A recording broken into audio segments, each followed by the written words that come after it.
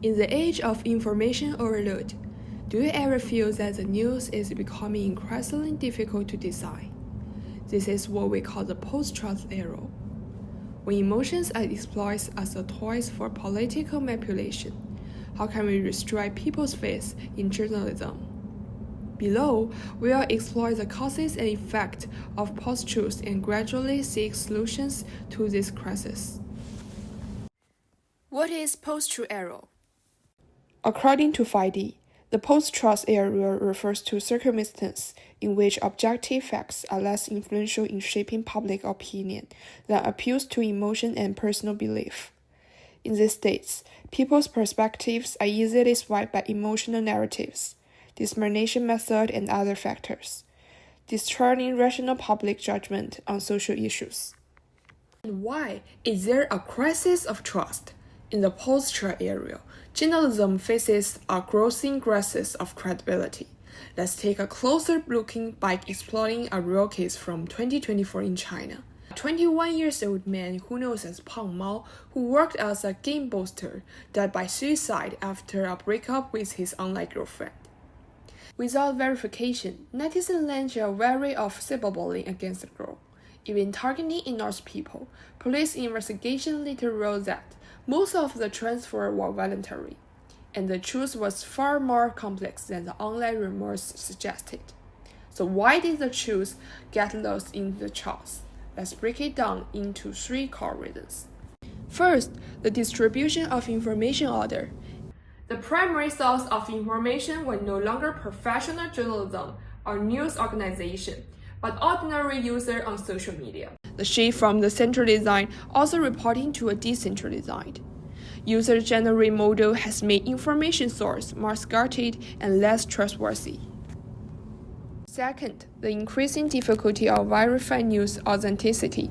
As scholar trends represent, in the post-trust era, information is becoming harder for audience to verify, further contributing to lose the trust in news. When people cannot distinguish trust from the falsehood, they stop belief in the news altogether. Third, mainstream news institutions lose control over information environment. This happens for 2 reasons. First, media organizations often rely on funding from government, charteristic, or corporation.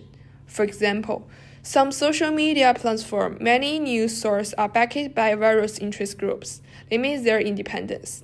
Second, as traditional media loses its multiply over information, the media ecosystem becomes fragmented.